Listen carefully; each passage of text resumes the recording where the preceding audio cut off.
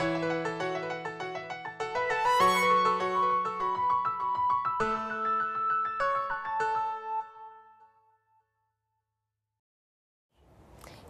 and welcome to another episode on the Academy Driving Women Entrepreneurship. On the program we meet today is the CEO of Bloom Soft Furnishing, Mrs. Ifebogun. It's great to have you with us on the Academy, Ma'am. Thank you. All right, so could you share with us how you came about this business and why you entered into this business of soft furnishing? Well, it all started in 1994.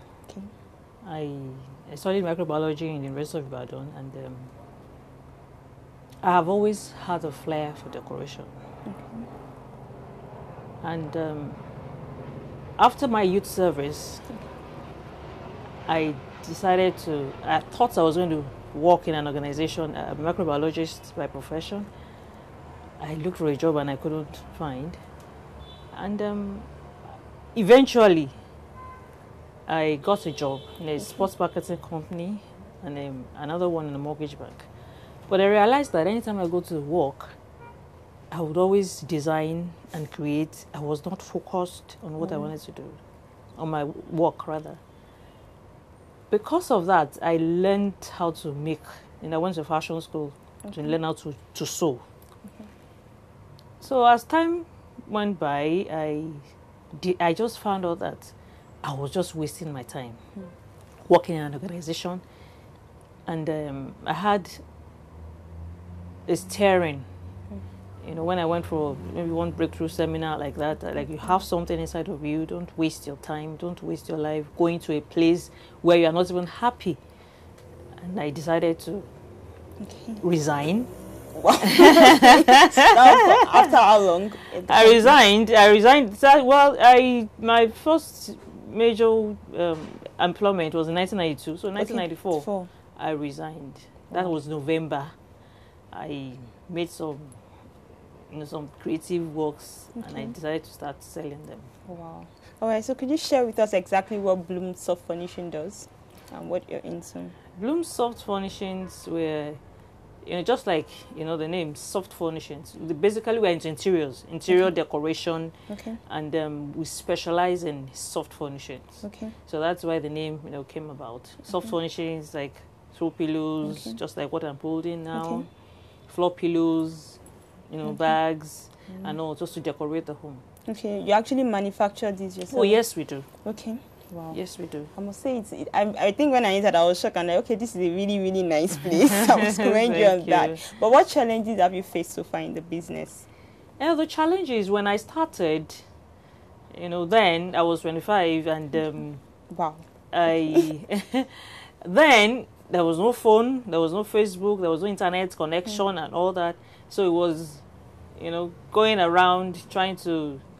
Then no finances. Because then people just feel that at a very young age, you now want to be an entrepreneur. In those days, I looked on serious, and I didn't have any support except for encouragement from my brother. And that was a challenge. I was just running it myself. I believed that I was going to make it in life. I believed that if I continue and I'm persistent, I'm going to be great.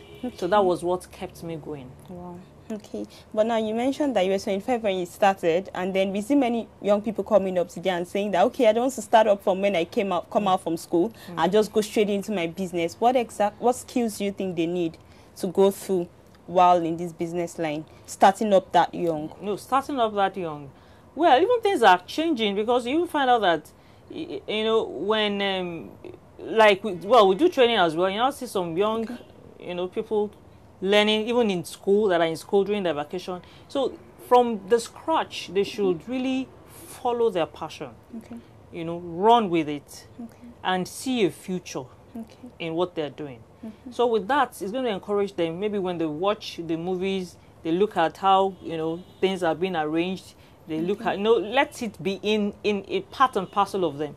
So that even if after their education they want to go into, it will be easy for them.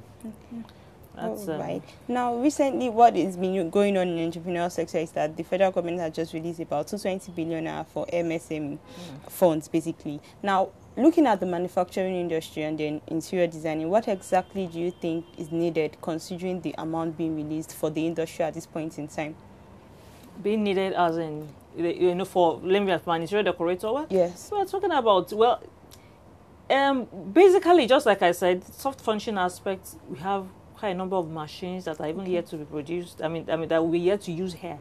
They're quite expensive over there, and you know, availability of these things. Even if you want to import, at times it's, you know, creates some, you know, it doesn't really come that easy. So if they're able to get us machines and encourage ingenious products, it's going to be a whole lot of difference. Like this now, many people come in and they just assume that I bring those things from abroad. Even our floor pillows and our bean bags and all that. So they kept asking me, where did I get them abroad? And I keep telling them, look, we have a workshop here. Wow. And we make them ourselves. So if we have to encourage others, you know, to do that, and encourage the government to put in more effort, as in training, because we do training as well, in some other aspects, the Nigeria is going to be a better place. Okay. Now I'm going to ask you, because this is focused on women entrepreneurs. You're married, you've been married for now. I'd like to ask how you've been able to combine the role of being a wife and a mother as well with your business. Because you see many females these days who go into their business and they have challenges at home due to the fact that they're entrepreneurs. What exactly do you have to say on that? Oh, by the grace of God, I mean, it's the grace of God actually, and then I want to believe that it's about organization. Apart from the fact that, you know, you pray that everything is going to go on fine and all that. If you have a schedule, the time for your children, I want to believe that for a successful person, if you want to be successful all round, you need to have a routine. Organize yourself, the time you spend at home, the time you spend in the office, the time you spend with your children, and your husband too is also there. So you need to organize yourself. Then another thing is, I just thank God because of the support of my husband. If he doesn't believe in me, right, then I won't go far. Because he believes that, oh, I'm a high flyer and, you know, gives me wings to fly. So it's easier. If he didn't support me, you know, into business, there's no how I would strive. Or there's no how I would struggle that I would actually get to where I am today, by the grace of God. But what advice do you give to women facing some challenges at home based on their job or them taking a lead role in their place of work? Well, I think when we say charity begins at home, it goes a long way. If the home front for me is not perfect, there's no how you struggle. There's no how you strive that you will achieve. So the best thing is just go back to the drawing board. That's the advice I will give people. Go back to the drawing board and you know, ask for favor or maybe you are not supposed to be doing what you are doing. There has to be that agreement. If you don't agree with your spouse at home for certain things, you will just be, you know, the struggle will continue. So they have to go back, find out how you can work things together, or maybe you have something else, because at times you find out that some people don't even know what they want. You know, they feel there's money in this thing, and they want to make money, or maybe a friend of theirs or their colleagues is doing this, or they just feel. Quite a number of people do things because of the way they feel, not because of even who they are or what they are called for. So let them search themselves and ask God to show them the purpose, you know, God-given, you know, purpose for their life, and things would. They'll get there. All right, but now you mentioned that you do training at Blooms of Furnishing. Yes, How we do long training. Does the training take for aspiring entrepreneurs that want to? Okay, yes, we have different, you know, comes in different modules. Now, presently we have university undergraduates that are, you know, doing the training. The training is going to be for 1 month. Then for the executives, you know, there are quite a number of women that they go to where they're working, they're not really satisfied, but just they don't have any choice. So they will have weekend training for career women who are actually aspiring to become entrepreneurs.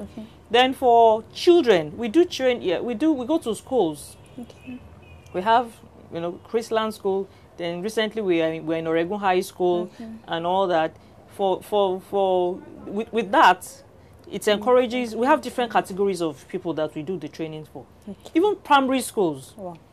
That's grooming them young. Yes, grooming them young. Because the last summer holiday, I was in Mind Builders, and for children as young as age 3, wow, we taught them how to create themselves. You know, having some collages, you know, cutting pieces of fabrics and asking them to paste. Wow. Because for every person in this world, there is creativity. Everybody is born, you know, a creative person. Nobody is a dummy. Some people just believe that I'm not just creative, you know. So if you catch them young, you tell them to make some patterns.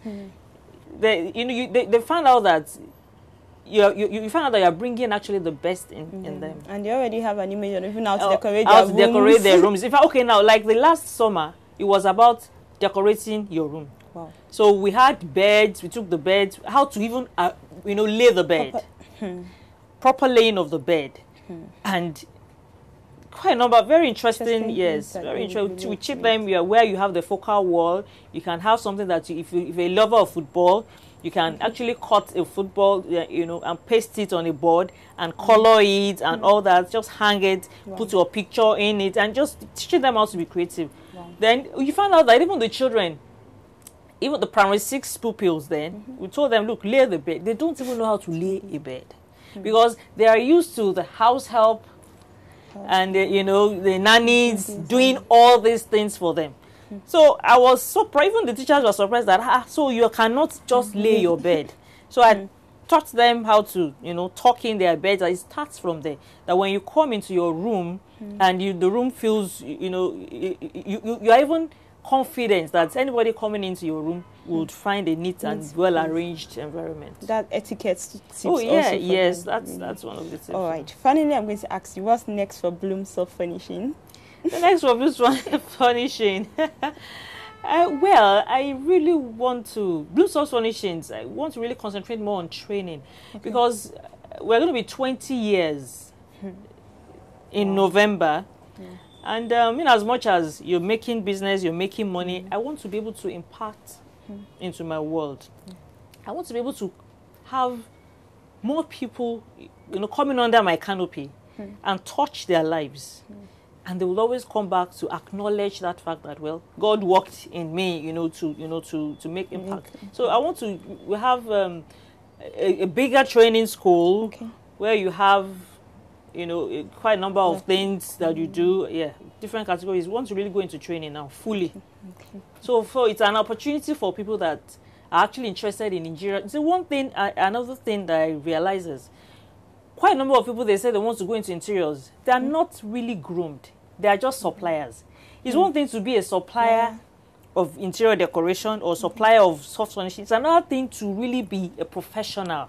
So there's this difference. You have quite a number of so you have to go through that training to really know exactly what you're up to, rather than travel out of the country, bring on those things, set it up, and you say, what I'm an interior decorator. And everywhere looks beautiful. And sincerely, everywhere looks beautiful. You don't know, you are just selling, this is nice, this is nice. But if you are a professional, you know where to place what. You know where you are talking about symmetry, you're talking about focal points, you're talking about your rhythm and repetition in a home. So it starts from the scratch and understanding what you're really into, and not just like there's money in everybody's into interiors now, there's money in it and you just go in there. All right, thank you so much for being with us on the Academy. You're welcome. All right, and that'll be all on the Academy for this week. You've heard a lot from the CEO of Bloomsoft Furnishing. I'm very sure you had a lot to take home. Well, if you have any questions on interior decorating or manufacturing, please do consult us at the Academy at webtvng.com.